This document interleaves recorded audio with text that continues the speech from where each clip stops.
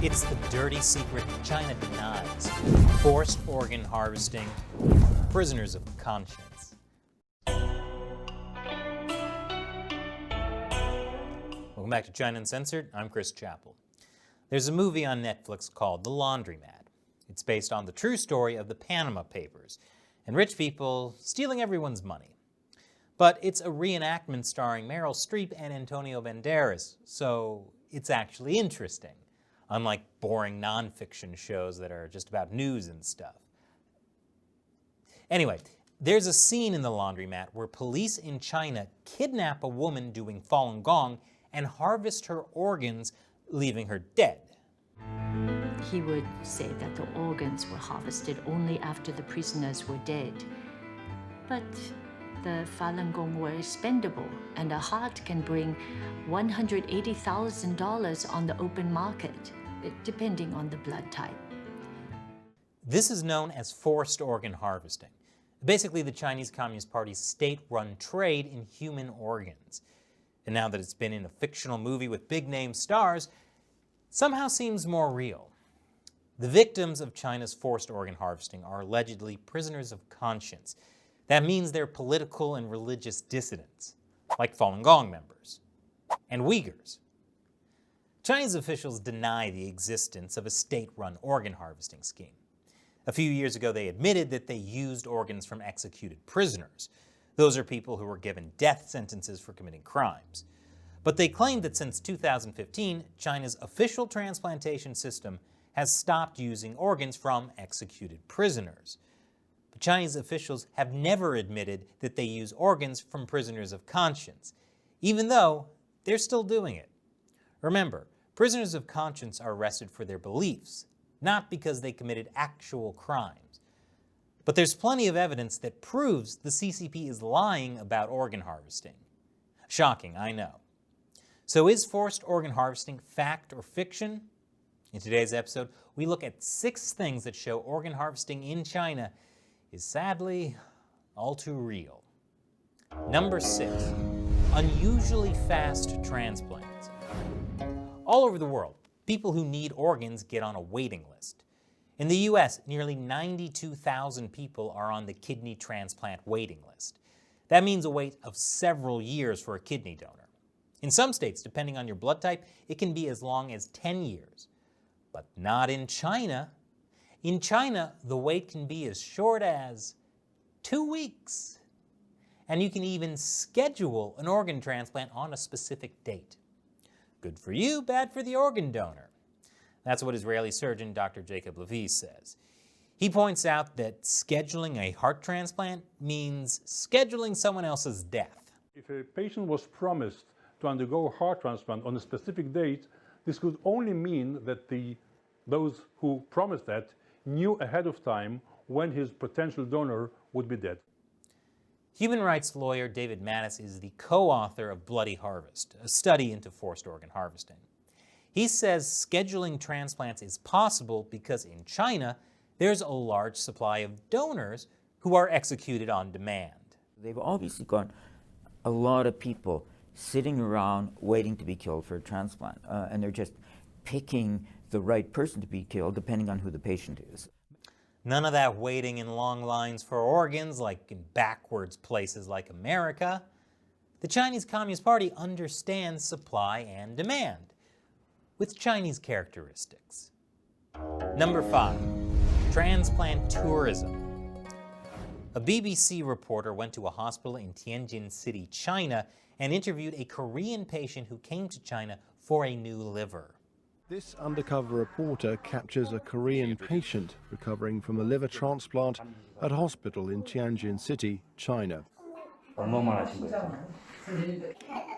In the US, the median waiting time for a liver can be as long as 4 years depending on your blood type.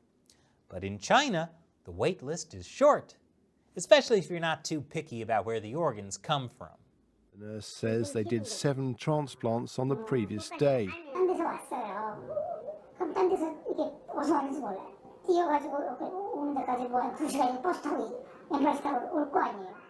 In other countries, it can take years to get a suitable organ, but here it's only weeks.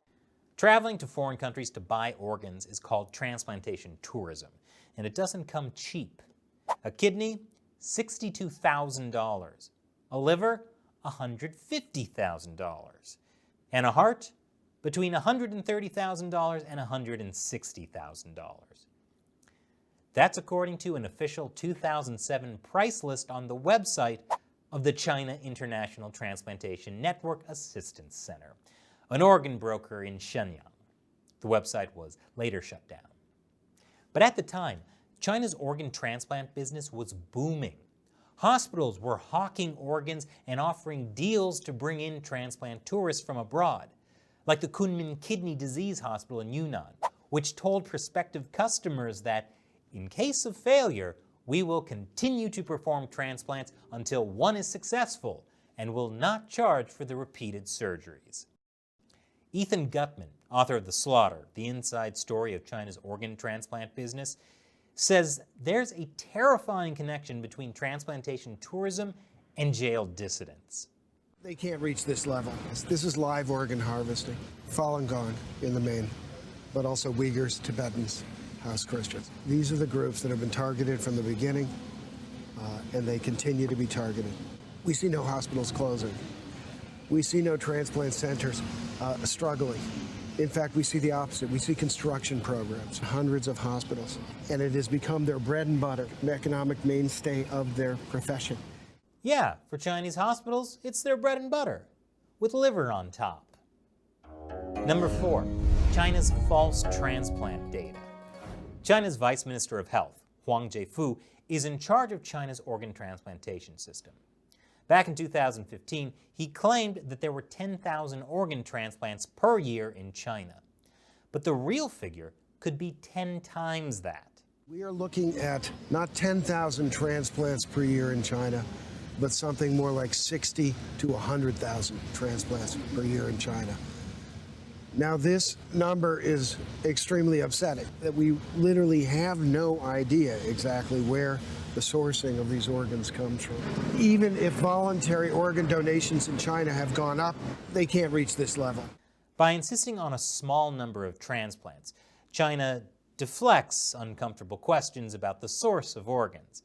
Because, as Gutmann said, there's no way China's fledgling voluntary organ donation system is meeting demand. In 2018, China still had only about 6,000 official organ donors, who are said to donate more than 18,000 organs. Vice Minister Huang Zhefu claims the organs come from some of the 6 million people who died in intensive care. Here he is, weaseling his way out of a reporter's uncomfortable question.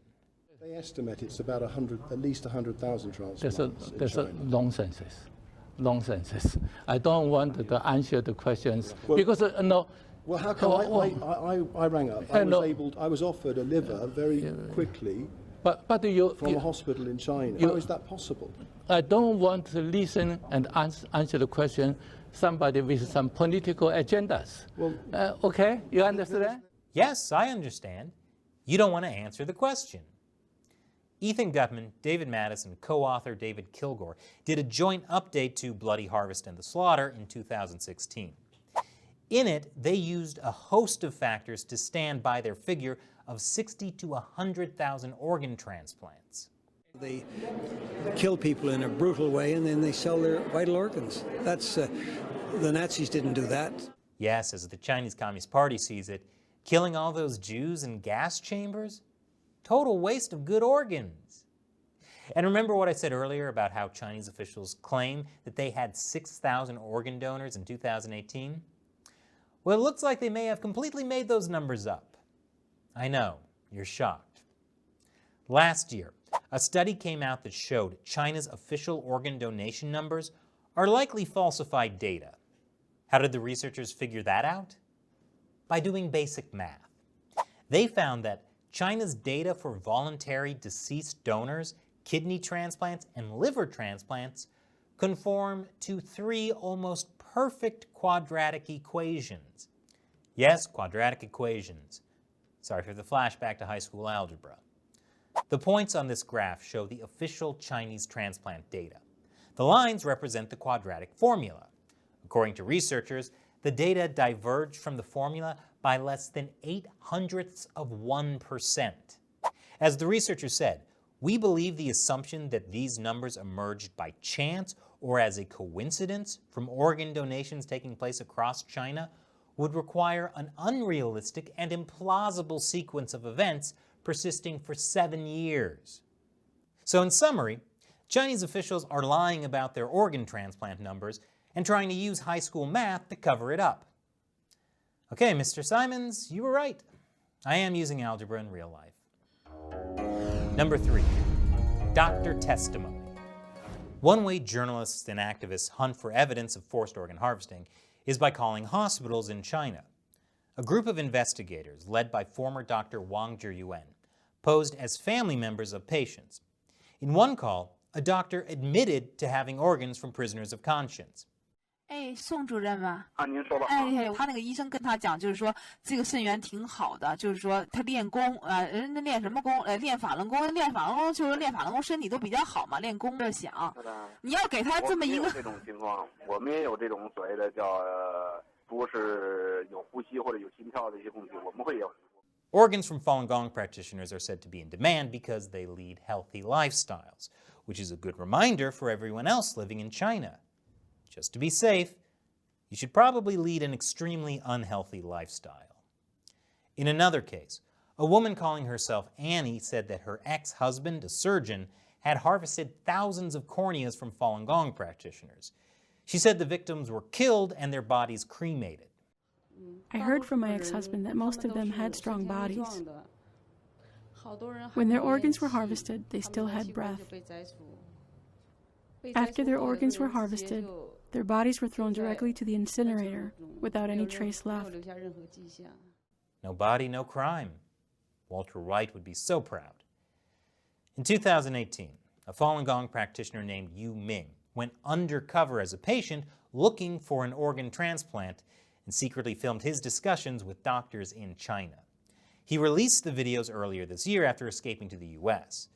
This is a conversation with a doctor who says he has done more than 500 liver transplants.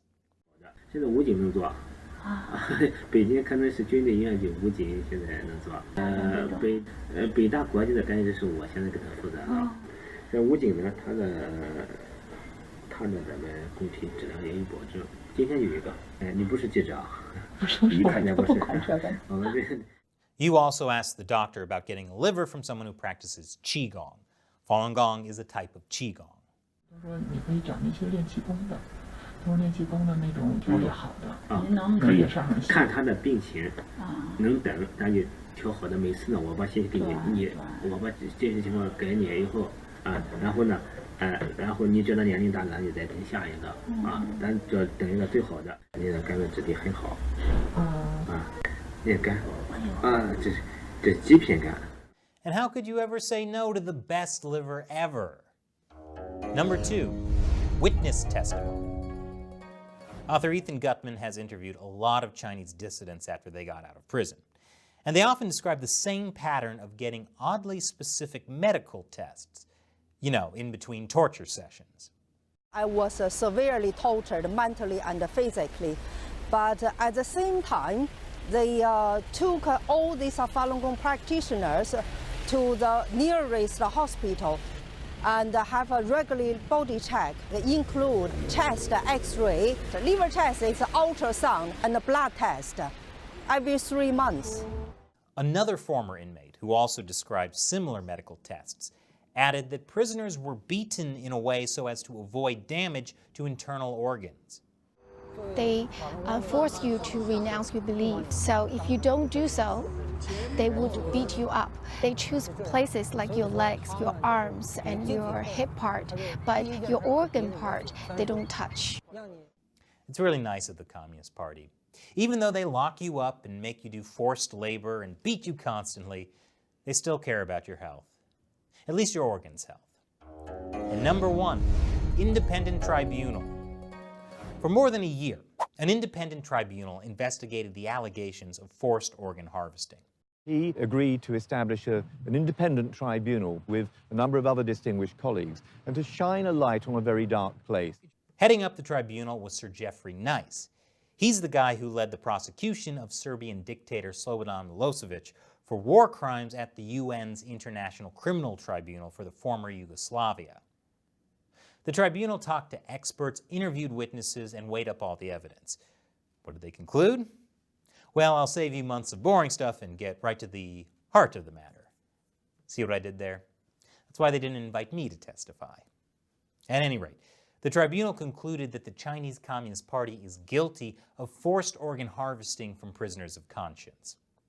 We, the tribunal members, are all certain, unanimously and sure beyond reasonable doubt, that in China, forced organ harvesting from prisoners of conscience has been practiced for a substantial period of time, involving a very substantial number of victims. Which is to say, for years, the Chinese regime has been killing people for their organs. I know that sounds bad, but on the other hand, they've also been getting away with it for a long time and making billions and billions of dollars. And you know what that means. China presents a huge opportunity for investors right now. So what do you think about the 6 things that show forced organ harvesting in China is real? Leave your comments below. And I hope you can support China Uncensored by contributing to us through the crowdfunding website Patreon. It's patreon.com/China Uncensored. Once again, I'm Chris Chappell. See you next time.